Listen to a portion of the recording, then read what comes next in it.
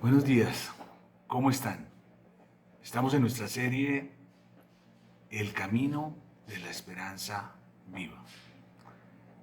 ¿Qué hacemos mientras nos encontramos con esa esperanza viva que es nuestro Señor Jesucristo? ¿Qué hacemos mientras llegamos al cielo? Bueno, hoy veremos tres aspectos. El primero, luchar. El segundo, ser ejemplo. Y el tercero, obedecer. El texto de hoy se encuentra en la primera carta de Pedro, capítulo 2, versículos 11 al 17. Voy a leerles de Nueva Versión Internacional. Acompáñenme, por favor. Queridos hermanos, les ruego, como a extranjeros y peregrinos de este mundo, que se aparten de los deseos pecaminosos, que combaten contra la vida. Mantengan entre los incrédulos una conducta tan ejemplar que aunque los acusen de hacer el mal, ellos observen las buenas obras de ustedes y glorifiquen a Dios en el día de la salvación. Sométanse, por causa del Señor, a toda autoridad humana, ya sea al rey como suprema autoridad o a los gobernadores que él envía para castigar a los que hacen el mal y reconocer a los que hacen el bien. Porque esta es la voluntad de Dios, que practicando el bien hagan callar la ignorancia de los insensatos. Eso es actuar como personas libres, que no se valen de su libertad para disimular la maldad, sino que viven como siervos de Dios. Den a todos el debido respeto. Amen a los hermanos, teman a Dios y respeten la ley. Inicia Pedro este texto diciendo, como a extranjeros y peregrinos de este mundo, les ruego. Quisiera que recordáramos algo más o un poco del contexto de esta carta. Esta carta fue escrita para los elegidos, o sea, para los cristianos que se encontraban dispersos y en el extranjero, es decir, para los exiliados cristianos. Un exiliado es aquella persona que se ha visto obligada a abandonar su país y a refugiarse en otro, que se puede ser exiliado por muchas causas, por causas políticas, por causas económicas y en este caso por causas religiosas. Los cristianos iniciaban su vida en el exilio. La persecución y el maltrato eran permanentes a causa de su fe. Pedro sufrió esta persecución, este maltrato, la cárcel e incluso la muerte defendiendo la fe en Cristo. Fue testigo de la muerte de muchos de sus hermanos. Los cristianos sufrieron persecución inicialmente por causa de los judíos y posteriormente por los romanos. Pedro entonces decide enviar esta carta, una carta que busca animar a sus hermanos en medio de estas circunstancias penosas. Y para eso inicia recordándoles la identidad. ¿Quién eres tú?, dice Pedro. Entonces dice, por la misericordia de Dios somos nacidos de nuevo, mediante la resurrección de Jesús. ¿Para qué? Para que tengamos una esperanza que está viva y una herencia que está reservada en el cielo, y que nuestra fe, es decir, nuestra confianza en Dios, es que un día podamos ver esa salvación, un día podamos encontrarnos cara a cara con el Señor. A pesar de las diversas pruebas, debemos ser obedientes y entender que hemos sido apartados para Dios y que el precio ha sido alto en la vida de nuestro Señor Jesucristo, que tenemos un dueño y que estamos llamados a proclamar las obras de ese maravilloso Dios que nos llamó de las tinieblas a la luz. Con todo esto, Pedro quiere que ni tú ni yo olvidemos quiénes somos. Ahora, quiero invitarles a que veamos por un momento un video que nos haga o que nos ilustre en muchas cosas. Los dejo con el video. Ya nos vemos. Otro día más de cuarentena en Bogotá, la capital de Colombia. La soledad no es la única que se evidencia. La incertidumbre, la ansiedad se siente en el ambiente, sobre todo en uno de los barrios más céntricos de la ciudad, el barrio Santa Fe. Hogar de cientos de venezolanos que llegaron buscando un mejor futuro y ahora se ven obligados a volver a Venezuela. La cuarentena impuesta por el gobierno nacional ha marcado un antes y un después para los migrantes. Si antes contaban con medios suficientes para subsistir vendiendo en el transporte público o trabajando en empresas de confección o restaurantes, hoy, por cuenta de los días de aislamiento, su vida ha dado de nuevo un giro. Decidimos irnos porque ya no tenemos estabilidad aquí en Bogotá, no tenemos algo estable para vivir porque ya fuimos desalojados ya. Pagar $4 o $5 diarios por noche en una de las residencias del barrio Santa Fe no es fácil. Todos, poco a poco, han sido desalojados. Hoy nos estamos yendo de acá porque nos corrieron del arriendo y no tenemos en dónde quedar. Muchos vienen caminando desde hace 2 meses desde Chile, Ecuador o Argentina, tratando de llegar por sus propios medios a la ciudad de Cúcuta, ciudad fronteriza de Colombia con Venezuela. En ocasiones, a fuerza de ver una cosa día tras día, nos acostumbramos a que se vuelva parte del paisaje.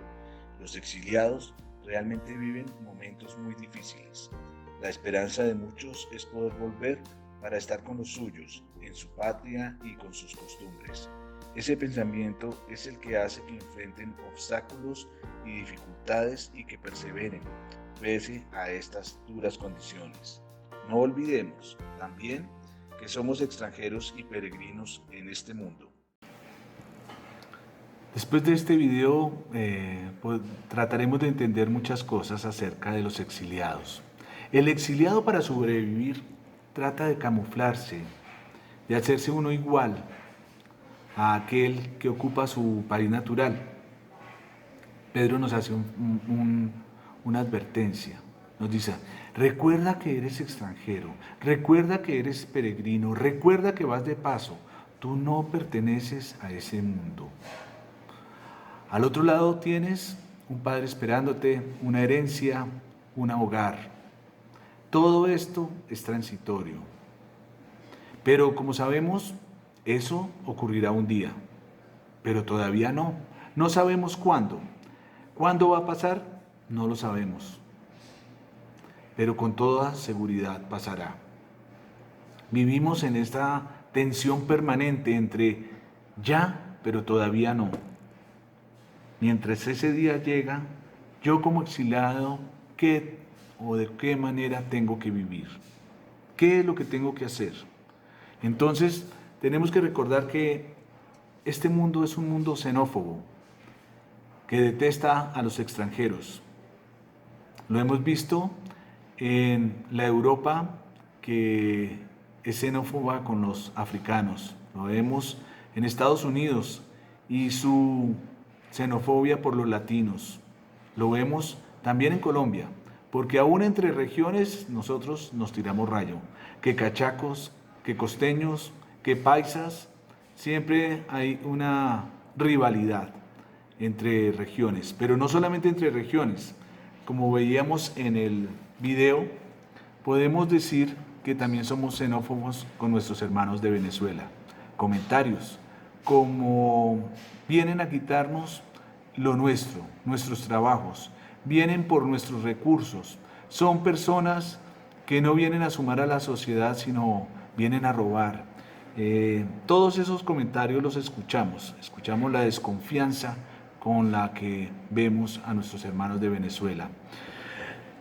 También tengo que decirles que Dios, como conoce el corazón del hombre, sabe que sus hijos también serán mirados con desconfianza. Si tú realmente eres un cristiano comprometido, verás que los ojos del mundo están puestos sobre ti. Satanás te tiene en la mira, pero no solamente Satanás, también todos aquellos que no conocen a Cristo. Aún en tu familia están mirando si tú eres congruente entre lo que dices y en la manera en que tú vives. Lo primero entonces que nos dice Pedro es: por causa del Señor, tú, que eres extranjero y peregrino en esta tierra, debes luchar. Debes luchar por apartarte de los deseos pecaminosos. Porque los deseos pecaminosos combaten contra tu vida. Te pueden llevar a la perdición. Te pueden llevar a equivocar el camino. Ya hemos visto, como lo dijo Jesús, que lo que contamina al hombre no es lo que entra en su boca, sino lo que sale de su corazón. Encontramos en Gálatas 5, del 16 al 24, alguna descripción de cuáles son esos deseos que batallan contra la vida. El mundo nos hace una invitación a gozar, porque el mundo se va a acabar, a vivir y a gozar. Dentro de esa invitación quiere extendernos bandejas de pecado, y hay para todos los gustos. Hay distintas variedades. Está el alcohol, las drogas, la infidelidad, las relaciones sexuales antes del matrimonio, la idolatría, que es amar a algo o a alguien por encima de Dios. Está el depositar nuestra confianza en personas o en objetos que no sean el Señor. Están las enemistades, está el delicioso plato del chisme, están los pleitos, los celos, las iras, los enojos, los odios, el egoísmo, la envidia, las fiestas desenfrenadas. Todo eso está a disposición, y eso es lo que quiere el mundo que tú consumas. Pero Pedro advierte y te dice, cuidado, cuidado, porque todo esto tiene veneno, veneno que combate para matar tu alma. Tenemos un cuerpo de carne, una naturaleza que se complace en todas estas cosas, y a Satanás que está al acecho para devorarte. Entonces, ten cuidado y apártate. El segundo punto que nos toca Pedro esta mañana es, ten ejemplo. Su conducta debe ser ejemplo a los incrédulos. Debemos ser como Cristo. Los del mundo observan si de verdad somos diferentes. Nuestras vidas hablan más, muchas veces, que las palabras. Una pregunta: ¿qué dice tu vida? ¿Qué le dice tu vida a tu cónyuge? ¿Qué le dice tu vida a tus hijos? ¿Qué le dice tu vida a tus compañeros? ¿Qué le dice tu vida a tus amigos o a tus vecinos? ¿Das ejemplo? Aunque los acusen de hacer el mal, dice la palabra, que ellos observen las buenas obras de ustedes y glorifiquen a Dios en el día de la salvación. En la época de Pedro habría gran desconfianza hacia los cristianos. Los cristianos eran acusados de muchas cosas. Dentro de ellas eran acusados de caníbales, porque en sus ceremonias comían el cuerpo y bebían la sangre, y presuponían que mataban bebés para hacer este tipo de cultos. También hablaban sobre el amor incestuoso de los cristianos, por aquello de que se amaban entre hermanos. Podían decir también, asimismo, que eran ateos porque en sus templos no encontraban un Dios visible. Podían decir también que eran débiles, pues se preocupaban por los más necesitados. Podrían decir que eran traicioneros, porque no se arrodillaban delante de la estatua de César. Entonces, también podrían decir que los cristianos eran cobardes, porque no se enfrentaban, sino que promulgaban el poner la otra mejilla. ¿Qué piensa la gente de los cristianos hoy? ¿Te has puesto a pensar? Se ven muchas cosas hoy acerca de los cristianos. Muchas personas hablan mal de los cristianos y no les faltan realmente razones, lastimosamente. Hace tal vez más de un mes y medio hubo un sonado caso de un locutor de Valledupar, no sé si recuerdas. Este locutor, en una entrevista con un palabrero, creo que se llama, que es como un intermediario de las tribus guajiras, hablaba sobre cuánto podría costar una muchachita virgen, en sus palabras, y que él quería hacer un encargo para él y para unos amigos. Lo decía en tono jocoso, pero de jocoso no tuvo mucho, y estalló el escándalo. Ante el escándalo, él se disculpó diciendo que había sido malinterpretado. ¿Y saben qué dijo? Para excusarse definitivamente, que no lo acusaran porque Si querían saber la verdad, él era cristiano desde hacía 6 meses. No supe qué pensar. Realmente me dolió que este hombre hubiera esgrimido que era cristiano, porque a todas luces una era su conducta y otra cosa era lo que decía. Me sentí, pero más que todo me sentí por nuestro Señor, porque su nombre había quedado realmente muy mal por causa de este hombre. Pero ¿saben? El Espíritu Santo me interrogó y me preguntó acerca de mi vida privada. ¿Tú crees que tu vida privada puede ser expuesta en público? Es una buena pregunta. ¿Cómo nos ven a nosotros los cristianos? ¿Qué dice tu vida a los demás? ¿Das ejemplo? El tercer punto que quiere tocar Pedro esta mañana es el obedecer a las autoridades. Hace más de un mes escuchábamos una prédica de Luis Miguel que hablaba de las respuestas desconcertantes de nuestro Dios. A un pueblo ocupado, a un pueblo humillado, a un pueblo explotado por el Imperio Romano, el Señor le dice, sométase. ¿Te imaginas? Muchas personas dentro de los judíos no querían tributar impuestos, ni querían respetar a la autoridad romana, de ninguna manera, porque ellos daban su verdad de no inclinarse ante otra persona que no fuera Dios mismo. Y el Señor les dice, sométanse por causa del Señor. Sométanse a esta autoridad, porque aunque no creas, es aprobada y respaldada por Dios. ¿Cómo? ¿Perdón? Podrían pensar ellos. Pero el Señor da las siguientes razones. La autoridad ha sido establecida por Dios como instrumento de justicia. La responsabilidad de la autoridad es castigar el mal y reconocer a los que hacen bien según la ley. Nos guste o no, el gobernante de turno representa la autoridad que está dada por Dios. Veíamos en ese sermón que nos contaba Luis Miguel, o que nos decía Luis Miguel, que aún siendo una mala autoridad, como la autoridad de los caldeos, tenía el respaldo de Dios, porque servía a sus propósitos. La instrucción es, entonces, que obedezcamos a las autoridades, mientras no violen los principios del Señor.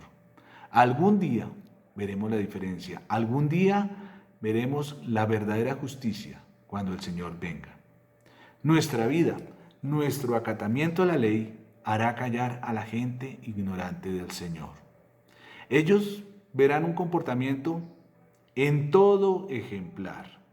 Las autoridades no podrán decir de los cristianos nunca que se pasan la ley por la faja o que sobornan a un policía de tránsito o que le niegan el derecho a sus empleados o que alteran su declaración de renta para pagar menos impuestos. Las autoridades no podrán decir que los cristianos ofrecen comisiones para ganar licitaciones.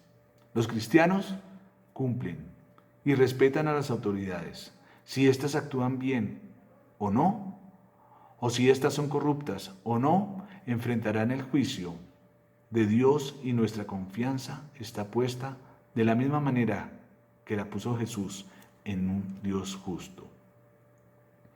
Eso es actuar como personas libres, que no se valen de su libertad para disimular su maldad, sino que viven como siervos del Dios Altísimo, como sus esclavos.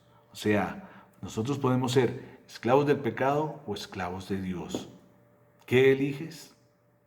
Bueno, nosotros no nos podemos valer de nuestra libertad en Cristo para pecar, ni para ofender, ni buscamos únicamente nuestro bien personal. El cristiano tiene que buscar el bien de los demás y tiene que conocer la importancia de ese amor ágape que nos dejó nuestro Señor Jesucristo. A propósito de Jesús, Jesús es el más grande exiliado que ha pisado esta tierra. Jesús, el Hijo de Dios, murió por todos nosotros, se humilló a sí mismo, imagínate, se despojó de su condición de ser Dios y pudiendo terminar su sufrimiento con una sola palabra, se sometió al Padre. Hágase tu voluntad, no la mía. Trató con respeto a todos. Cuando proferían insultos, no insultaba. Cuando padecía, no amenazaba, sino que se entregaba a aquel que juzga con justicia. Mientras seamos exiliados, mientras lleguemos a casa, esto es lo que nos pide el Padre hoy. Primero, que nos apartemos de los deseos pecaminosos. 2, que seamos ejemplo de vida para los incrédulos. 3, que nos sometamos a las autoridades. Vamos a ver unas aplicaciones. Te invito esta semana a que repases Gálatas. Revises cómo anda tu vida íntima con el Señor. Que te tomes un momento para ver si estás perdiendo tu identidad como hijo de Dios y te estás amoldando al mundo. Segundo, pregúntate si eres buen ejemplo. Si tus familiares, si tus cercanos considerarían que realmente eres buen ejemplo. Si tus empleados consideran que eres buen ejemplo. Esta semana te invito a que ores por tus autoridades. Oremos por el alcalde o la alcaldesa, oremos por el presidente, oremos por el Congreso, oremos por las personas que tienen a su cargo la responsabilidad del manejo del COVID. Oremos por todos ellos, por los enfermos y a propósito, les pido que oremos por la salud de Coti y su familia. Quisiera entonces, con esto terminar la prédica de hoy, invitarlos a orar. Oremos. Querido y precioso Padre, gracias te damos, Señor, en esta mañana, Señor, porque nos has elegido, Padre del cielo, porque nos has dado la vida, Señor, en tu Hijo Jesús. Gracias, bendito Señor, porque tenemos una esperanza viva, Señor. Y en ese camino que lleva a ti, Padre del cielo, te pedimos, Señor, que nos ayudes a afianzar, Padre del cielo, tu presencia en nuestra vida, Señor. A separarnos, a apartarnos de todo aquello, Señor, que pelea contra nuestra alma, Señor. Apartarnos de todo deseo carnal, Padre del cielo. Te pedimos, Señor, que podamos ser ejemplo para aquellos que no conocen de ti, Señor. Que podamos ser ejemplo y que ese ejemplo, Señor, les haga el atractivo tu nombre. Que no seamos de aquellos, Señor, que con su mal ejemplo, Señor, hacen que rechacen el nombre de Cristo, sino todo lo contrario, Padre del cielo.